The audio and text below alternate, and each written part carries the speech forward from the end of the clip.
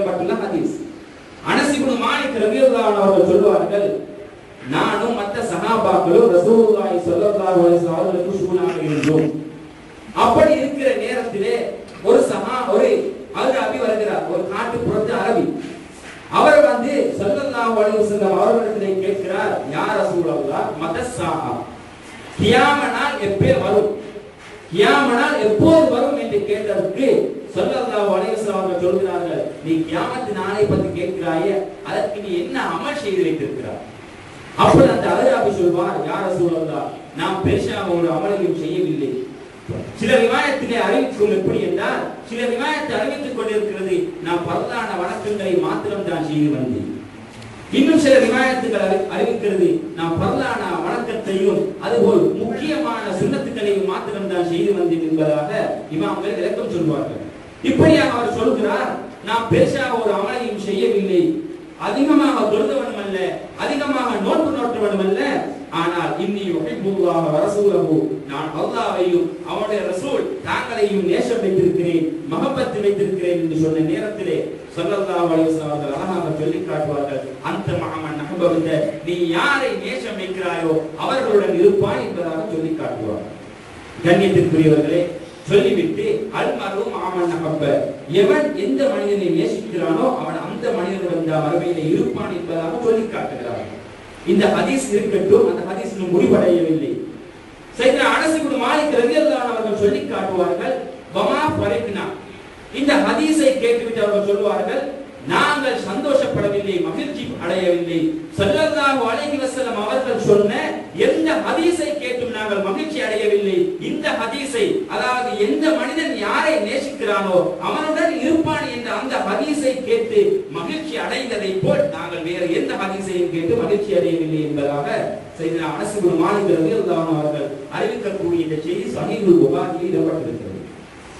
இப்படி என்றால் நான் கேட்கிறேன், கண்ணியத்துக்குரியவர்களே, ஸல்லல்லாஹு அலைஹி வஸல்லம் அவர்கள் தொழுகையை பற்றி அறிவிக்கவில்லையா? தொழுகையினுடைய ஃபவாயிதுகள், வரிசைகளை பற்றி அறிவிக்கவில்லையா? சஹாபாக்கள் மகிழ்ச்சி அடையவில்லையா? நோன்பை பற்றி அறிவிக்கவில்லையா? நோம்பினுடைய பலாபலன்களை பற்றி அறிவிக்கவில்லையா? சஹாபாக்கள் மகிழ்ச்சி அடையவில்லையா? ஏன் ஜிஹாதை பற்றி அறிவிக்கவில்லையா? ஹஜ்ஜை பற்றி அறிவிக்கவில்லையா? சஹாபாக்கள் மகிழ்ச்சி அடையவில்லையா? அவர்கள் மகிழ்ச்சி அடைந்தார்கள். ஆனால் இது எல்லாவற்றையும் விட அவர்கள் மகிழ்ச்சி அடைந்தது இந்த ஹதீஸை, இது நான் சொல்லவில்லை, சையத்னா அனஸ் இப்னு மாலிக் ரலியல்லாஹு அன்ஹு அவர்கள் அழகாக சொல்லி காட்டுவார். இப்படி என்றால் கண்ணியத்திற்குரியவர்களே, இந்த இதே போல் அல்மரு மாமன் அஹப்ப என்ற அந்த ஹதீஸுக்கு விளக்கம் சொல்லக்கூடிய இமாம் நவவி சொல்லி காட்டுவார்கள் ரஹ்மத்துல்லாஹி அலைஹி அவர்கள். அந்த ஷரஹ் முஸ்லிம்லே இந்த ஹதீஸ் வரும்.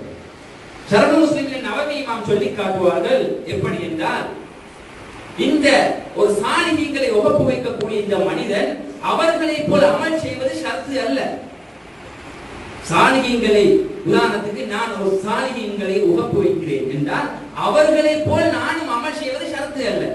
காரணம், இமாம் நவவி சொல்லி காட்டுவார்கள், அவர்களை போல் இவன் அமல் செய்தால் அவர்களை உகந்தவன் அல்ல, இவனும் அந்த கூட்டத்தை சேர்ந்தவன்.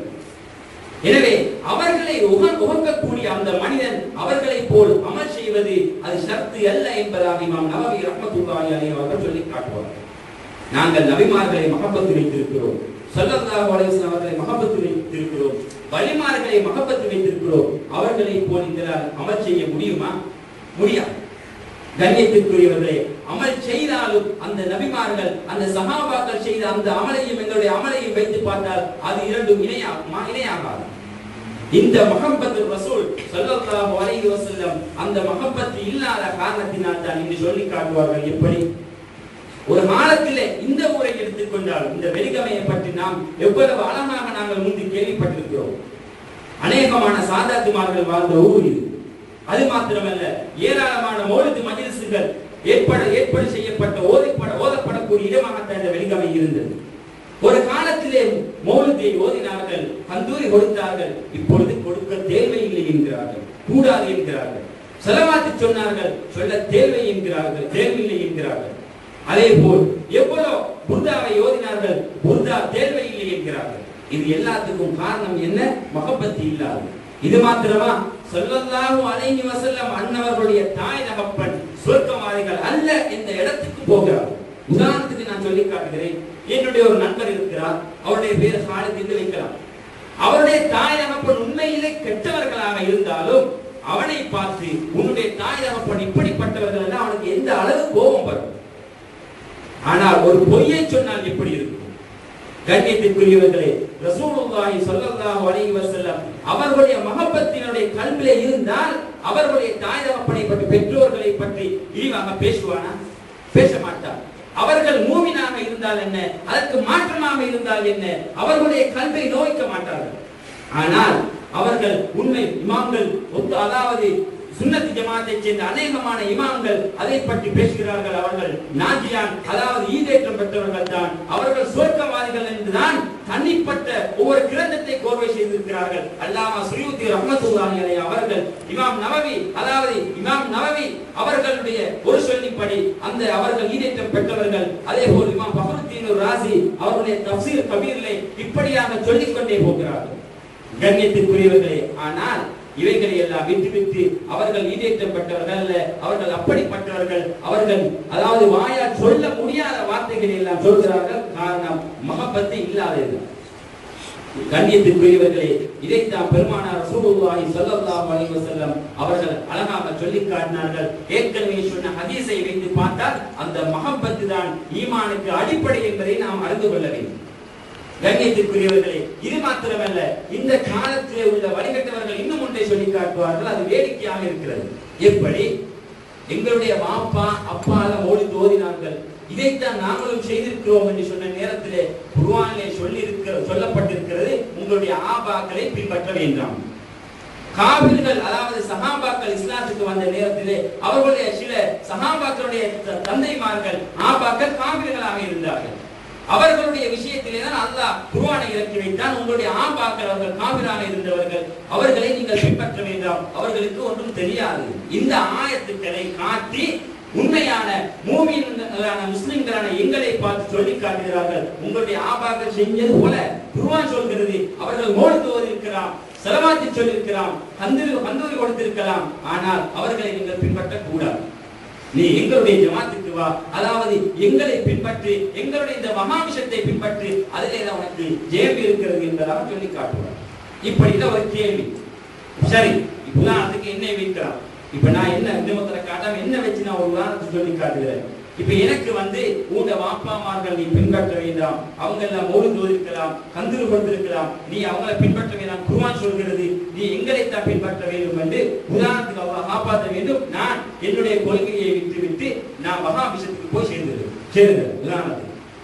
அப்படி நான் வஹாபியாக இருக்கிற நேரத்திலே அப்ப நான் கந்தூரி கொடுக்க மாட்டேன், மௌலித் ஓத மாட்டேன், ஸலவாத் சொல்ல மாட்டேன், ஒன்றும் செய்ய மாட்டேன். அப்படி இருக்கிற நேரத்திலே எனக்கு ஒரு பிள்ளை வருகிறது. நான் ஒரு பிள்ளையை பெற்றெடுத்தால் அந்த பிள்ளை வளர்ந்து வருகிற நேரத்திலே அந்த பிள்ளை என்ன செய்ய வேண்டும்? அந்த பிள்ளைக்கு என்ன பின்பற்ற முடியாது. காரணம், நான் வாப்பா ஆபாக்களை பின்பற்ற கூடாது. குர்ஆனுக்கு கொடுக்கிற அதாவது அர்த்தம், உன்னுடைய வாப்பாவை நீ பின்பற்ற கூடாது. அந்த பிள்ளை என்ன செய்ய வேண்டும்? திரும்ப சுன்னத் ஜமாத்துக்கு வரணும். ஏன் வாப்பா பின்பற்றே அவருக்கு இப்படியான ஒரு நிலைமை தான் ஏற்பட்டுவிடும். கண்ணியத்திற்குரியவர்களே, இதை அறியாதங்கிற மட மக்கள் ஏன் ஒரு செய்தியை சொல்லி காட்டுகிறேன். எங்களுடைய அயல்பாகத்தில் நடந்த ஒரு செய்தி. வாப்பா இருக்கிற நேரத்தில் அவங்கள நல்ல மௌலித் ஓதி சுன்னத் வல் ஜமாத் கொள்கையிலே இருந்துட்டார். மௌலித் ஓதுவாரு, கந்தூரி கொடுப்பாரு, புர்தா ஓதுவாரு, ஹத்முல் குர்ஆன் செய்வார். இப்படியான செய்யக்கூடிய மனிதர். அவருடைய மனைவியும் ஒரு சாலிஹான பொம்பளை. ஆனா பிள்ளை இந்த புதிய இயக்கங்களுடன் சேர்ந்து வழிகட்டவனாக ஆகி இவனுக்கு பெரிய காலத்து வாப்பா மௌத்தா வைத்தார். இந்த பிள்ளை இந்த தாயினிடத்துல அடிக்கடி சொல்வாரு, நீங்க இதெல்லாம் செய்ய வேணும், இதெல்லாம் வழிகட்ட கொள்கை, கந்தூரியெல்லாம் கொடுக்கப்படாது, மௌலிதெல்லாம் மோதக்கூடாது, இப்படி அந்த உம்மாக்கு திரும்ப அந்த உம்மாவை ஒன்றும் குர்தா ஓதவும் விட மாட்டான். இப்படியாக செய்யக்கூடிய நல்ல விஷயங்களை எல்லாம் தடுத்து ஒன்றுமே செய்ய விடாம இந்த உம்மாக்கு அடிக்கடி போதிச்சு வருகிற நேரத்துல இந்த உம்மா பிள்ளையை பார்த்து கேட்டாராம், அப்படி நீ சொல்லியதை பார்த்தா கொஞ்சம் சரி மாதிரிதான் விளங்குது, ஆனா இப்ப சரி நீ செஞ்சு அந்த கொள்கைக்கு நான் வந்துடுவேன், ஆனால் உங்க வாப்பா அந்த வேலையை செஞ்சு குடிக்கிறதானே மௌத்தானாலும் அவருடைய நிலைமைனா என்று கேட்ட நேரத்தில் அந்த மனையை சொன்னானா, இதுக்குத்தான் நான் ட்ரை பண்ணி கொடிக்கு அவரை அங்கேயும் எடுக்கிறதுக்கு அவரை அங்கேயும் எடுக்கிறதுக்கு தான் நான் ட்ரை பண்ணி கொடிக்கு இங்குதான் உங்களுக்கும் இதை செய்ய வானம் என்று அந்த மகன் சொன்னார். அப்படி என்றால் நரகத்திலே இருக்கக்கூடிய வாப்பாவை இவன் எடுக்க ட்ரை பண்ணுகிறான். ஆனா நபிமார்களுக்கு வழிமாறு